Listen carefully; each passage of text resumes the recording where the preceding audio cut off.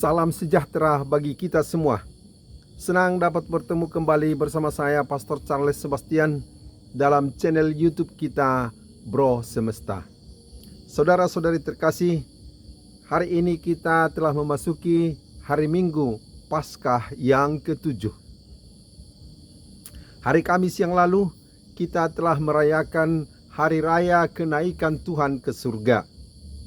Dan pada hari Minggu ini kita merenungkan harapan dan doa Yesus terhadap para pengikutnya. Dalam doanya, Yesus Kristus mengharapkan agar mereka semua bersatu, sebagaimana Bapa dan Putra satu adanya. Dan juga Yesus mengharapkan agar semua pengikutnya saling mengasihi, seperti Bapa mengasihi Putra dan Putra mengasihi Bapa. Saudara-saudari terkasih, harapan Tuhan akan kesatuan pengikutnya dan agar mereka ada dalam kesatuan kasih, berpatokan atau berpedoman pada Allah Tritunggal yang juga ada dalam kesatuan dan ada dalam kasih.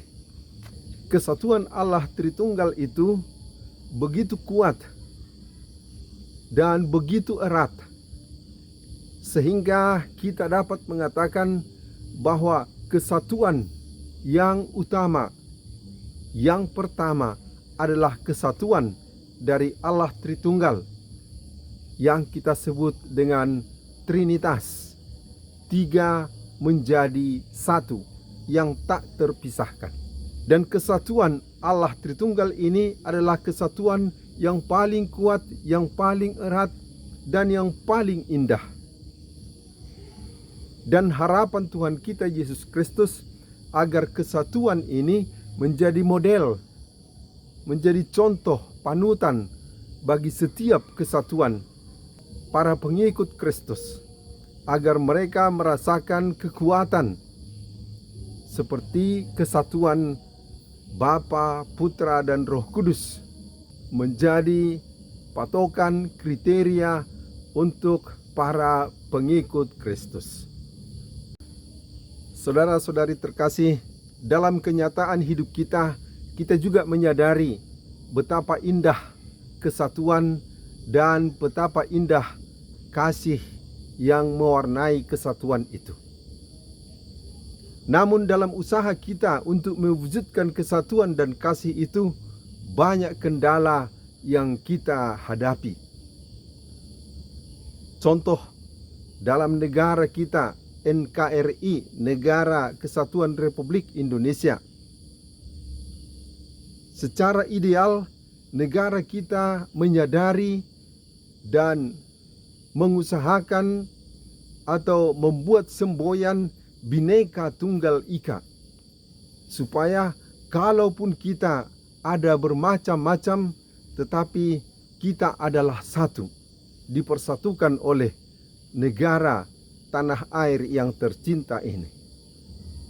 Tetapi dalam kenyataannya, banyak hal yang mengakibatkan kita bermusuhan, berselisih, serta saling mengancam satu sama lain, terutama karena masalah-masalah sara yang terkadang membuat orang menjadi terkotak-kotak dan terpisah-pisah, saling mencurigai, akhirnya saling bermusuhan dan saling mencelakakan. Seharusnya apabila kita sadar bahwa keanekaragaman itu bukanlah merupakan ancaman, bukanlah sumber permusuhan, tetapi merupakan kekayaan, kita akan bisa saling menguatkan satu sama lain. Kalau kita lihat misalnya contoh dalam keluarga, juga kita sangat menginginkan dan menyadari bahwa kesatuan dalam satu keluarga antara suami dan istri serta anak-anaknya menjadi kondisi yang ideal, Namun pada kenyataannya ada beberapa